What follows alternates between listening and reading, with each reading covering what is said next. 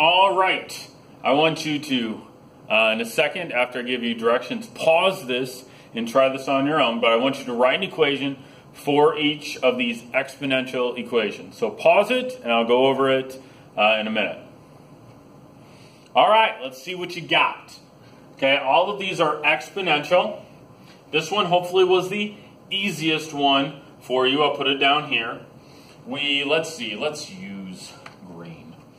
Let's go y equals, it starts at 10, and I believe it multiplies by 4 every time, raised to the x. So there's our first one. Hopefully that's pretty easy. If not, there it is. But that was about the easiest one we had. Going over to this one, I'll put it up here. Let's put orange. This one, you need to figure out the multiplier. That one was not quite so easy. Okay, this one I think I could just see, hey, it's multiplied by 4.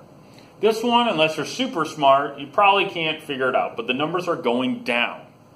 Hopefully, by the end of the chapter, once you see that the y's are going down, you're thinking multiplier must be less than 1. It must be a decimal. To figure out the multiplier, you just need to divide. So take 80 divided by 100, and I believe that gives you 0.8. Is that number less than 1? Yes. So I think I have a right answer. So y equals, I don't know my starting point yet, but I do know the multiplier is 0.8. Now how do I figure out the starting point?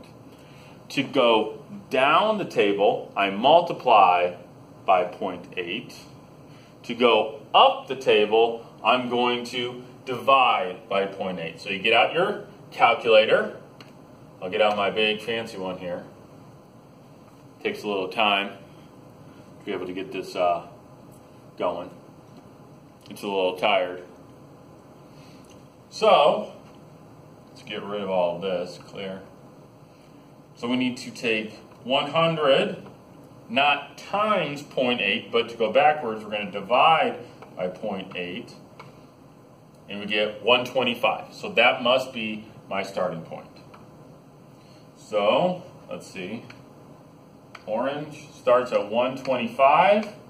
How did I get that? I actually took 100 divided by 0.8 to go backwards. Last one was the trickiest. I don't think we've ever done one like this. But I'm going to let you know that if you see a problem like this on the test, that you should, think, all right, Mr. Mack said this isn't going to be too tricky. The number is going to be a nice whole number. So here we go. Okay, I'm not going to give you any terrible, awful decimals. I'm going to give you whole numbers here that should work. So let's make this balloon. Mr. Mack said this was exponential, so it's y equals. The initial value is really easy, that's 7, but the multiplier is really difficult.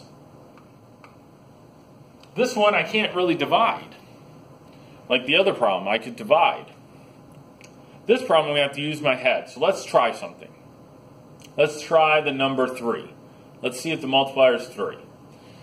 7 times 3 is 21.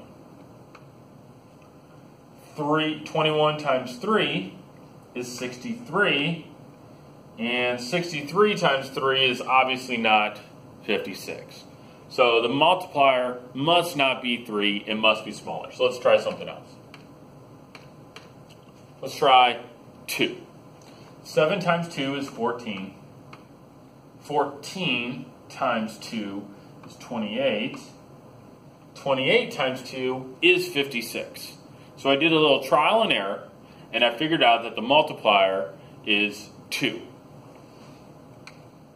So, there are my answers. Do I have anything else? I don't think so. I think you get to watch another video, which is thrilling, and then you get to do a worksheet. You can look at that comic, make you laugh.